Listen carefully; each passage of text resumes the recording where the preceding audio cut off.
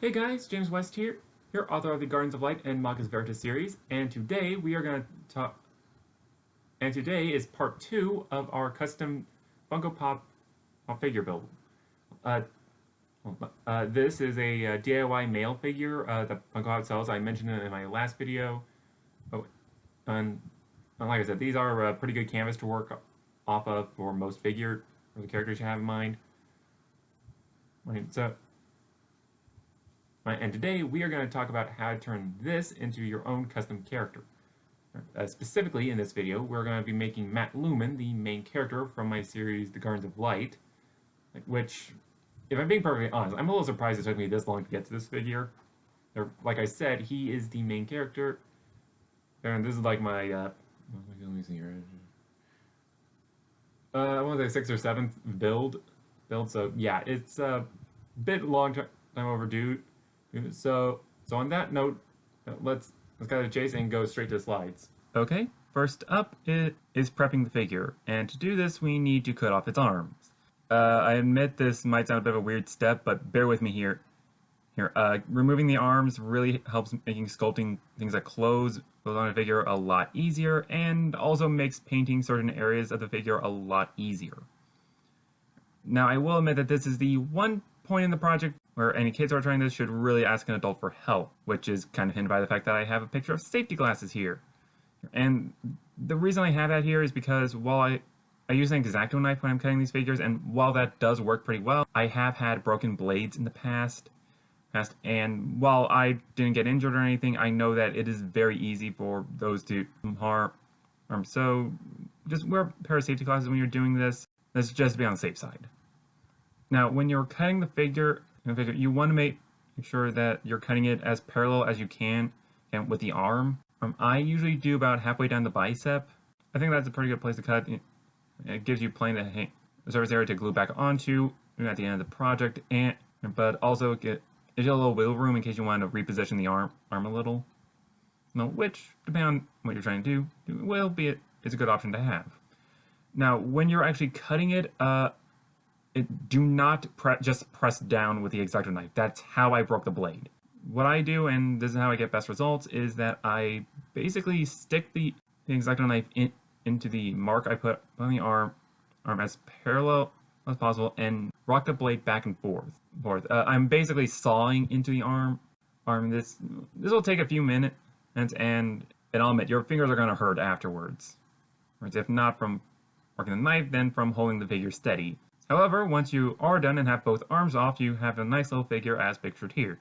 Which my own personal joke at this point is that if I ever wanted to make a Funko Pop figure of the Venus de Milo, all I'd have to do is, at this point, is just sculpt some hair on and basically I'd be done.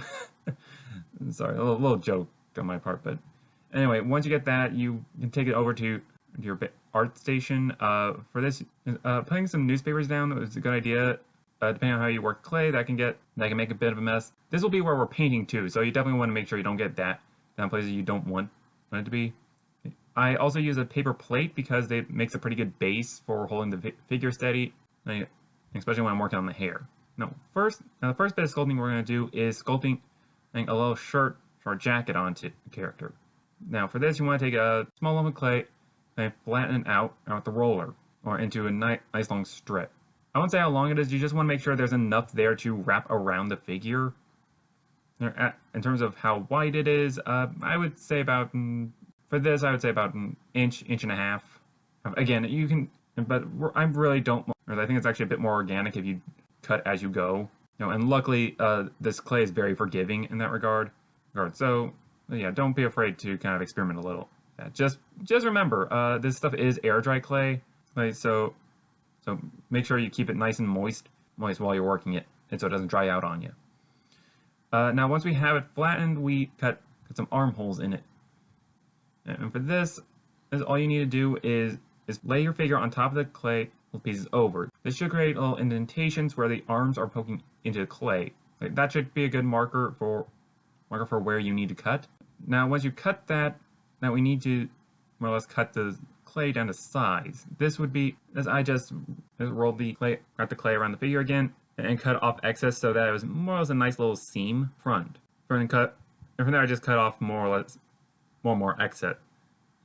I also took some of the scrap clay and put it over the shoulders so those wouldn't be bare. And after that, we more or less have the jacket or outer shirt done for now. Now, next up is hair, and this is honestly one of the more time-consuming parts of these builds. I'm going to give Matt a nice spiky textured hair. So first things first, I'm putting down a layer of really, really wet clay. I'll basically let this soak in a cup of water or make it sure it's nice and wet, almost a paste. And then I smear it on top of his head. This is to make sure that the smaller bits of clay that we're going to be adding has something to stick to. I'm not gonna lie. The first time I tried this with my Chase Falcon figure, the next day once everything was dried, pieces of hair were falling off left and right. And I would be lying if it didn't say it reminded me of when my brother was going through chemo. It just everything was kind of falling off. But once we have the base bit of clay on there, now when you're smearing this on, you do want to be fairly thin with how much you put on. One of the big lessons I've come to learn with sculpting the hair is that you don't want to add too much, or you want to be very careful on where you put the weight of your hair. A couple of my figures, I put too much clay on the back of it. When I was sculpting the hair, so now I have to be very careful on where I place those figures, or else they will topple backwards. Now, once we have the base layer of clay, we can start adding the actual hair. To make this spiky pattern, we're basically taking really, really small pieces of clay and sort of rolling them into little slivers, and then attaching them to the hair.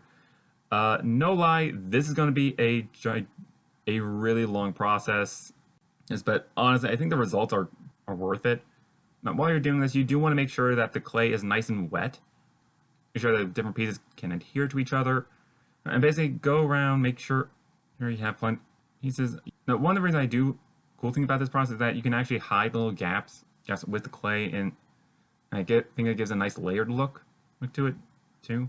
And I will say, when you're sculpting like the back of the hair, because that's where you're going to be more or less covered with clay, I suggest going for longer slivers and strips. That way you don't have to put as many back there and not as much weight. Now, once that rather long process is done, we more or less let the clay dry out overnight, move on next day. Now, the next day when I came to check on the figure, I did notice a couple pieces of clay had fallen off. Not a lot, so they were pretty easy to reattach. That I could just glue them back on with a little Elmer's glue. It worked really well. The one annoying thing about this was that I had to wait until the glue dried to sand the clay parts. Now, when you're sanding the clay, I suggest using a fine grit sandpaper. This actually works pretty well on Daz. As like I said in the last video, this stuff sands pretty well. When you're sanding the hair, here I suggest doing like almost like brushing it with the sandpaper. You don't want to be too aggressive. A lot of this is fairly small, fairly fragile pieces. However, I would suggest this will also be a good time to just kind of run your finger over it, just see if there are loose spots. Now, once you have it all sanded, sand and blow the dust off. Now we get into painting.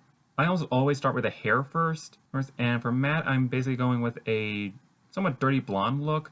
So I'm mixing basic yellow and brown paint together, and again, a little bit of like a mustard color. Really, I think it worked well for this figure. All right, just brush that on. Now, when you're brushing this onto the hair, don't be aware that you're going to have to use the brush to drive the paint into some of the small gaps. Now, one experiment I wanted to try out with this figure, since this is honestly one of the few figures I have that doesn't have black hair, is that I wanted to try a dry brushing technique on the hair to kind of give some highlights and a bit more of that layered look. So I made a lighter shade of yellow and dry brushed that onto the hair. I'm not 100% sure how well it turned out, to be honest. I think the big problem I had was that I'm basically doing yellow on yellow. Hey, I think it still works, but hey. Okay, once the hair is done, then we start painting the face. For this, now I do know there actually is a fairly good skin flesh color or Solar Michaels. Unfortunately, I didn't see that when I was buying paint, so I take a bit of coral colored paint and lighten it using white. Try to get the desired shade I'm looking for. Once that's on, now this is also a good time for me to take the arms I cut off earlier and start painting the skin on them. And I actually kind of like this because I can paint one end the skin tone while holding onto the other end of the arm, and then later I can flip it around and paint whatever or clothing I want onto those blank sections. Now we move on to painting the clothes. Now it's a little interesting designing the colors for the clothes. One of this figure because Matt Lumen is basically a warlock of light and dark, so I kind of wanted to bring that out a bit with his clothes. Eventually, I just settled on painting the outer shirt really light gray with a blue t-shirt underneath. I did end up doing a little black paint as a belt because I kind of goofed on the painting there down the line. All of that paint was starting to dry because I put some heavy splotches of paint on there. Some of that coal black acrylic paint I got at Target. This stuff actually works really well for this. And very carefully painted the eyes onto the figure. They're not perfect, but they're pretty good in my opinion. And again, while I was waiting for the paint to dry, I went ahead and started painting the sleeves onto the arms, and moved on to painting the pants onto the figure. Again, kind of trying to bring out a bit more of that dark.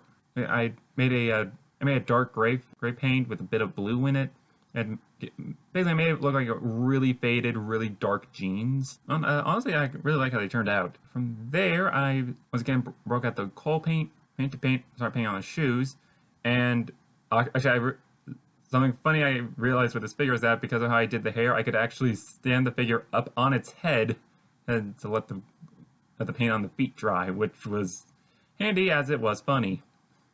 Now at this point, we're more or less done with painting, and we can now reattach the arms. For this, I grabbed some medium grit sandpaper, and just ran the arms and shoulder sockets or to scuff them up. This is just to give the glue something to grab onto when we reattach them. Now, actually gluing the arms back on is honestly the least favorite part of these projects for me. Mostly because they are so awkward to hold onto there. As far as I know, there aren't any clamps that are good for this. So I'm basically having to hold it with both hands and trying my best not to move the arm around too much while the glue starts to set and get. Now, don't worry, you don't have to hold the glue the entire time it's drying. You just have to wait until it gets tacky enough to more or less hold the arm on its own. And I will say that scuffing does help. Now, once the arms are back on, we then take the figure outside to give it a nice protective clear coat. One tip, and I kind of screwed up this in this clip here is that I like doing like a couple light coats of clear coat instead of one really heavy one. But this is mostly so that the paint dries a bit quicker, and personally I think it's a bit less wasteful of the paint. Once you have that done, the figure is done and looking good.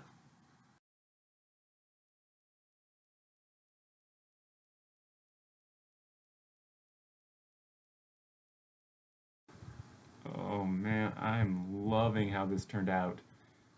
Now the hair is, I love how the spikes turned out. I'm always a little worried when I do those, and mostly because they're a headache and then they start falling out, which some of them did. But luckily, Elmer's Glue fixed that. I was surprised on how well the clothes turned out. This might actually be the first time I've used a fairly mundane, everyday kind of attire for one of these figures. And actually, I really like it on Matt. And actually, I think it suits his character pretty well. Well, my one disappointment is that the dry brush didn't seem to wasn't quite as pronounced as I would have liked it to be. But then again, I am doing yellow on yellow, so also there is that. And I think it might work on some other figures for characters that I haven't done yet. Yeah, particularly a couple of redheads like Felicia or maybe from Guardians of Light or Trevor from Magus Veritas. Both characters are redheads, and I kind of think orange over brown should actually work a lot better for them. But anyway, I digress on that point. This figure looks fantastic. I'm really happy about it. I might come back later and make some props for putting his hands here. The reason I didn't is because that's a really annoying step that would take and actually having there are a few tools I'd like to have for that make it a bit less of a pain. But yeah, I'm really happy on how this figure turned out. And if you guys have any suggestions for other figures I might folks that you'd like me to make figures of, feel free to leave them in the comments. In the meantime, my name's James Wett. This has been a blast, and I'll be seeing you guys next time.